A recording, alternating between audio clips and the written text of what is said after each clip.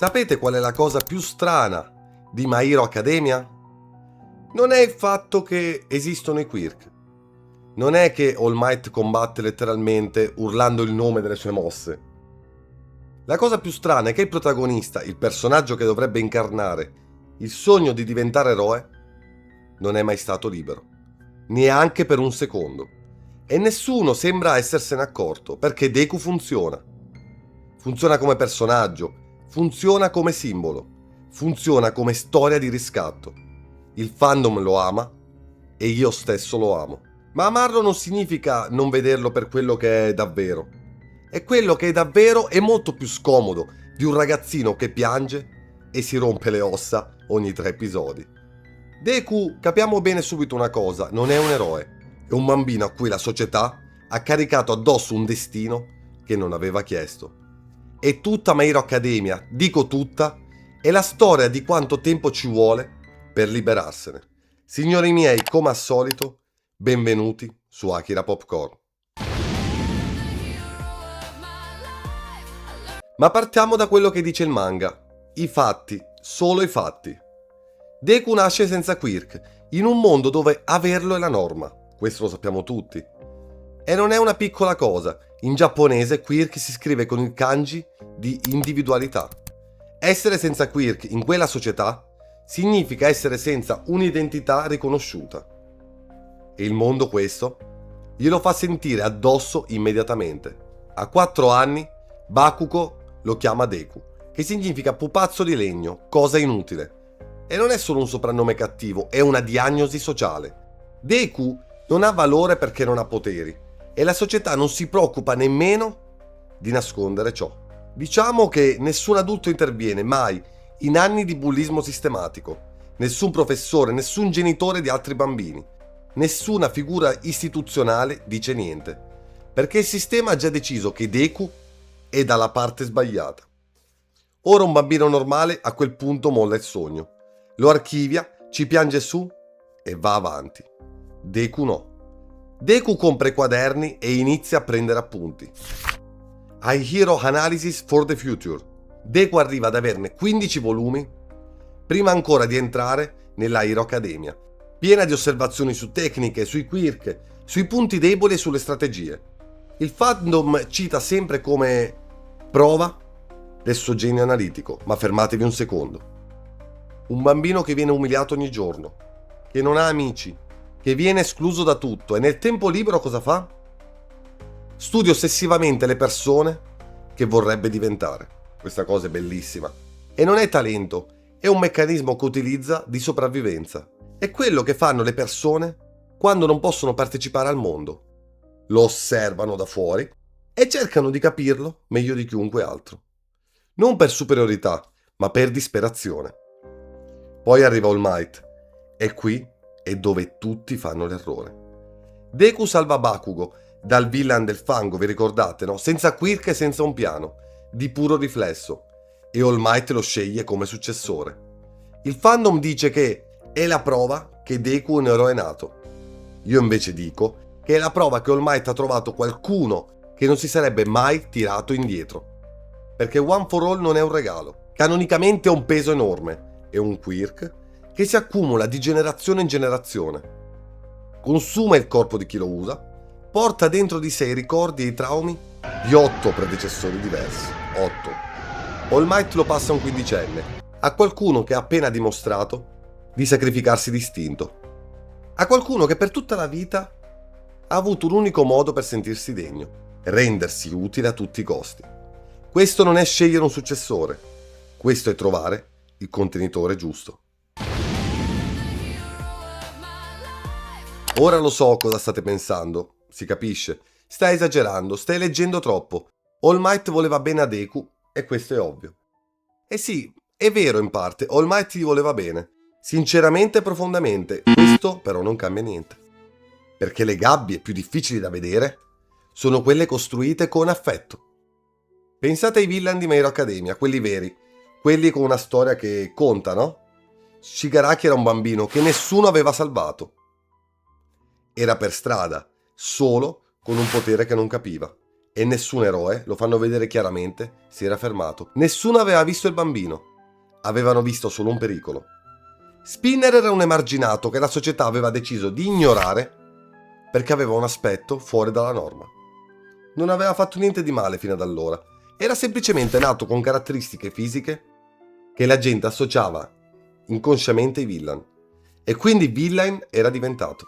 Lady Nagant era un'eroina, una delle migliori tiratori della sua generazione. E lo Stato stesso l'aveva trasformata in assassina, le aveva ordinato di eliminare eroi corrotti in segreto, di fare il lavoro sporco che nessuno voleva ammettere di fare. Quando non riuscì più a sopportarlo e reagì, la rinchiusero e la chiamarono criminale. Tutti e tre avevano ragione su qualcosa, è indiscutibile. Tutti e tre avevano indicato una crepa reale, possiamo dire, nel sistema. E il sistema non li ha ascoltati, li ha etichettati e li ha eliminati. Deku è il lato opposto della stessa medaglia. È quello che succede quando il sistema funziona. Prende un ragazzo fragile, lo riempie di aspettative impossibili e lo convince che portarle sia una sua scelta libera. Vedete, signori miei, questa è la cosa più sottile di tutto il manga. Perché se notiamo, lo riguardiamo, Deku non viene mai forzato, non lo obbliga mai nessuno, sceglie sempre lui di sacrificarsi e di non mollare. Ma quando una persona ha imparato fin da bambino che il suo valore dipende da quello che fa per gli altri, quella non è più una scelta libera, è un condizionamento che si fa chiamare scelta.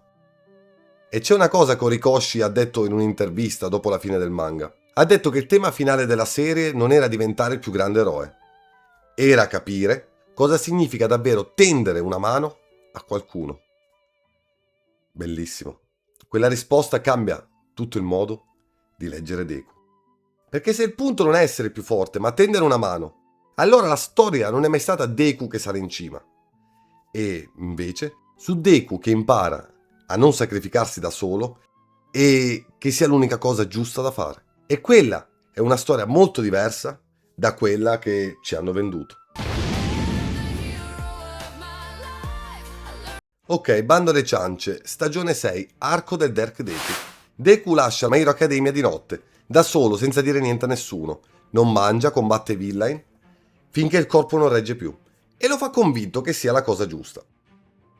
Ma c'è un momento in quell'arco che il fandom tende a sorvolare. Un momento che secondo me è il più brutale di tutta la serie. Deku arriva in una città, è esausto, è ferito. Ha l'aspetto di qualcuno che vive per strada da settimane e i civili lo cacciano via. Non perché abbiano capito chi è, ma perché ormai ha l'aspetto di un villain.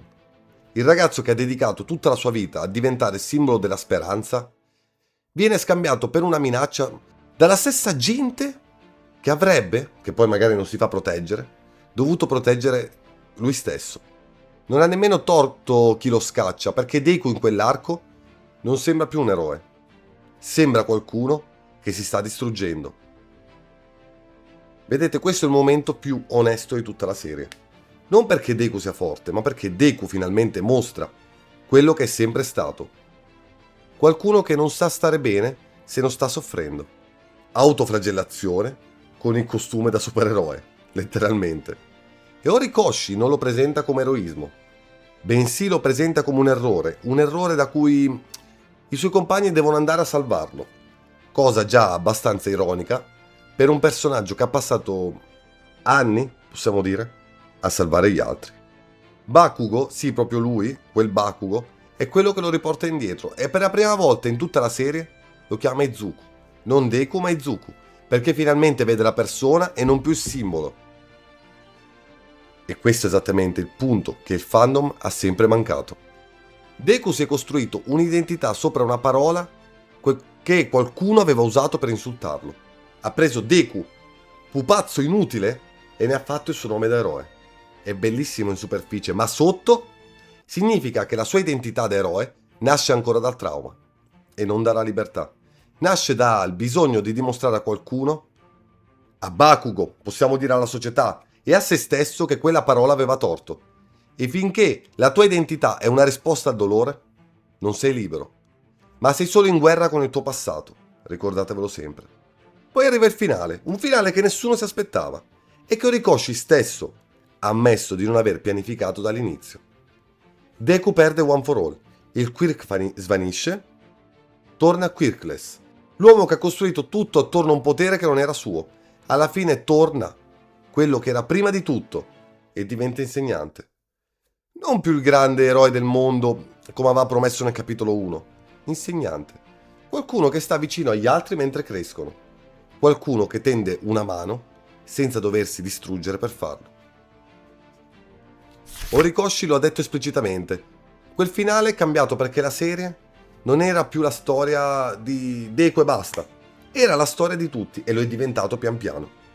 Ma io aggiungo qualcosa. Era anche la storia di Deku che smette di aver bisogno di essere il più grande qualcosa. Per la prima volta Deku esiste e basta. E sta con gli altri, accettato da tutti. O quasi. Deku non è un eroe nel senso che pensavate. Non è il ragazzo che ce la fa perché ci crede di più. Non è la prova che il talento nasce dalla volontà. E non è nemmeno il successore perfetto di All Might, tutt'altro. Perché All Might è il simbolo della pace. E Deku non lo è mai diventato davvero. È qualcosa di più preciso. È la storia di qualcuno che ha confuso il sacrificio con il valore. Che ha pensato per anni che distruggersi fosse l'unico modo per meritarsi un posto nel mondo. E non è colpa sua.